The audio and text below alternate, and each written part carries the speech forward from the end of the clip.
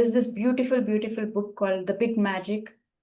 Some of you may have heard it, by Elizabeth Gilbert. It's a beautiful book about understanding creative living and how it gets us closer to divinity. So you can check that out. I'll place it in the chat. Yes, go ahead. Sorry. Hi, Srujana. Hi, everyone. Srujana, thank you so much. The best thing I learned, right? We manifest not what we desire, but we manifest what we vibrate. It's a wonderful takeaway. I think we need to keep our vibrations really high and emotions really high through creativity. So, beautiful session, Srujana. Thank you. Thank you for your time. Thank you, Divya. Thank you for the lovely comments. Yeah. Uh, yes, so they say we often compare kids without realizing. Uh, Parents teach kids to compare without realizing how it affects. Sonia says, very true.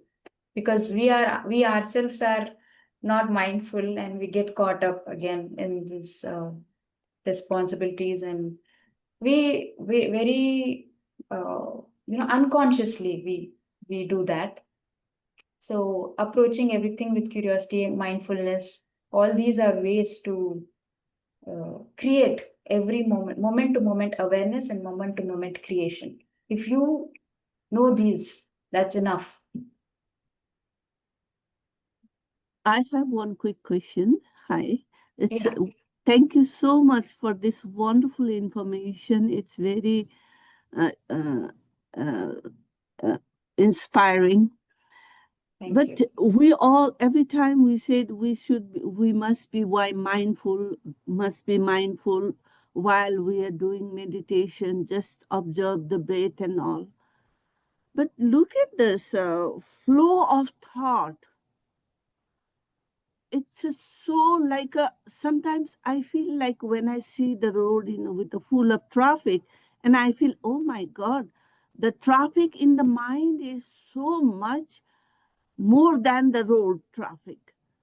So which will hinder to be mindfulness.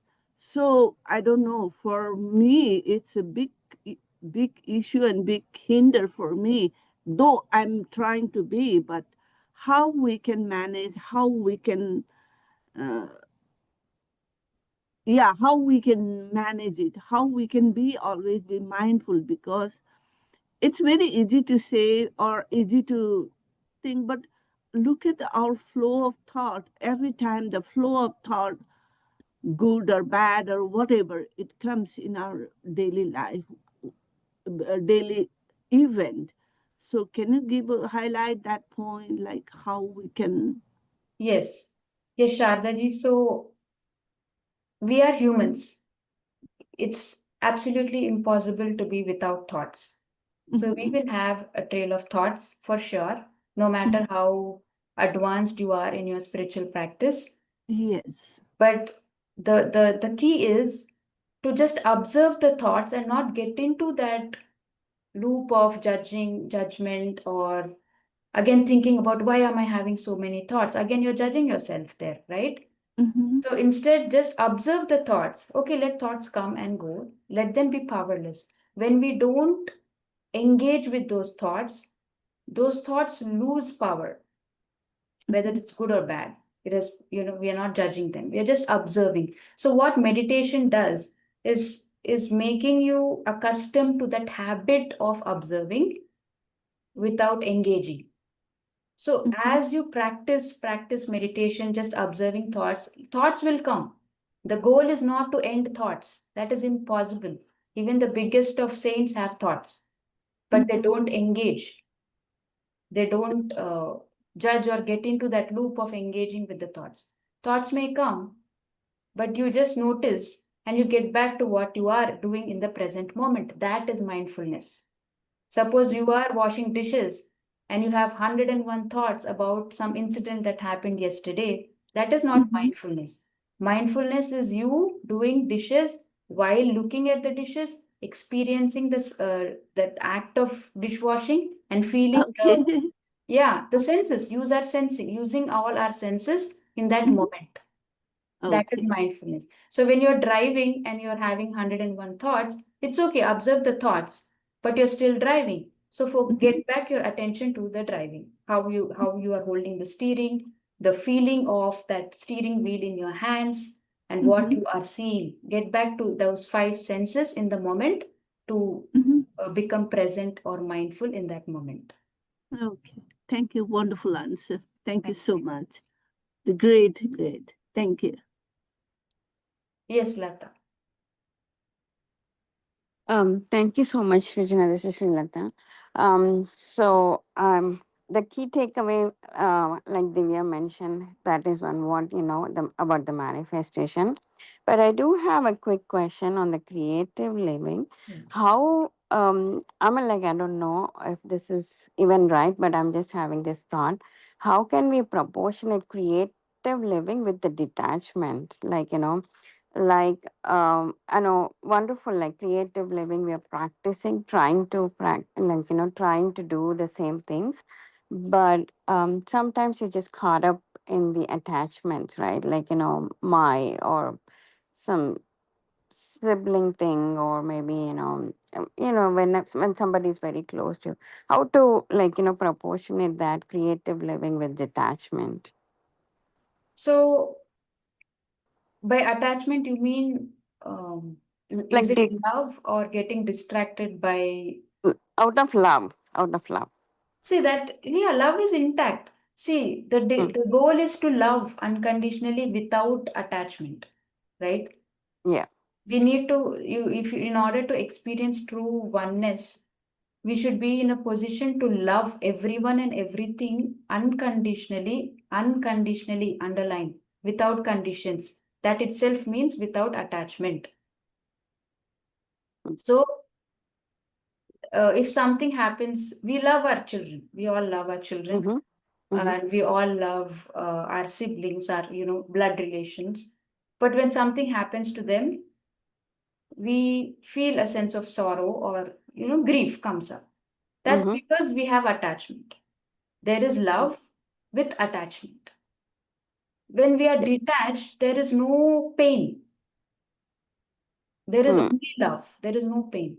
So creative living with detachment means it. Creative living helps with dissolving the ego, right? Attachment is also a byproduct of ego.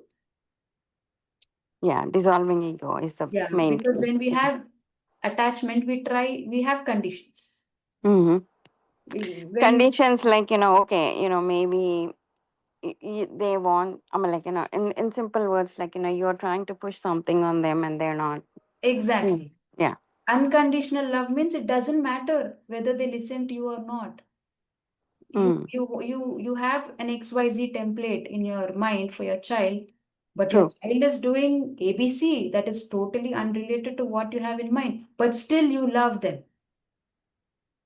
Even though Yes. they don't fit into your box of expectations, you still love them. That is unconditional love, and that is moving beyond that attachment or expectations of how they should be. Right. Thank you so much. Thank you. Wonderful. Accepting as they are, basically. As they are, yes.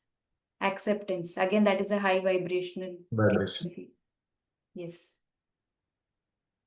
All right. Thank you. So many lovely messages. Thank you so much, Sujna. And yeah, Sonia, please go ahead. Yes, Sonia. Sorry, I couldn't unmute. Yes, yeah, beautiful message. I started listening towards the tail end of it, but I think I got the gist of what you were saying, and I just wanted to give an example, of how I see it at work.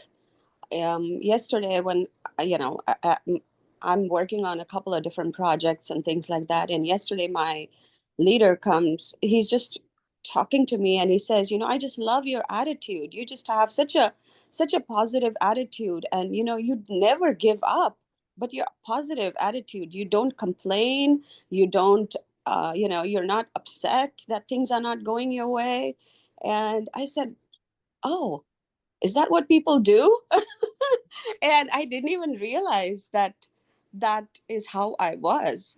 And he said, yeah, you don't come to me with all these little questions, you just handle them and you have the confidence. And I said, thank you for making me realize that. But I realized that, I was just in the moment. Yeah. And when you're in that flow, and I mean, it's total positivity, and it's not that you don't care about the result, but you just realize the best result will come out, whatever it is, um, from your actions, because when you put the right ingredients into a dish, you will always get the best tasting dish. So that's the way I look at it.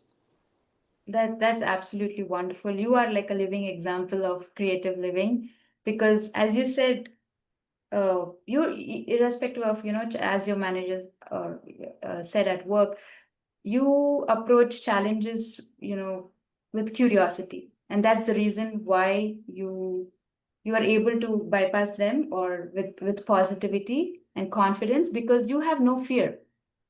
You Mhm. have curiosity over fear, and that really helps. That's a beautiful, beautiful example. That's something they should be proud of and continue doing it, and we all can learn from it. So approach everything, every challenge with curiosity. I right now have many challenges in my life, but I'm trying to approach it differently after having and gaining all these experiential wisdom.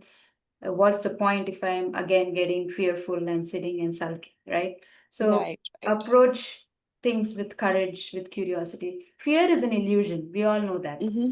So these are all ways to practice that muscle of realizing that fear is illusion, and you can move beyond it.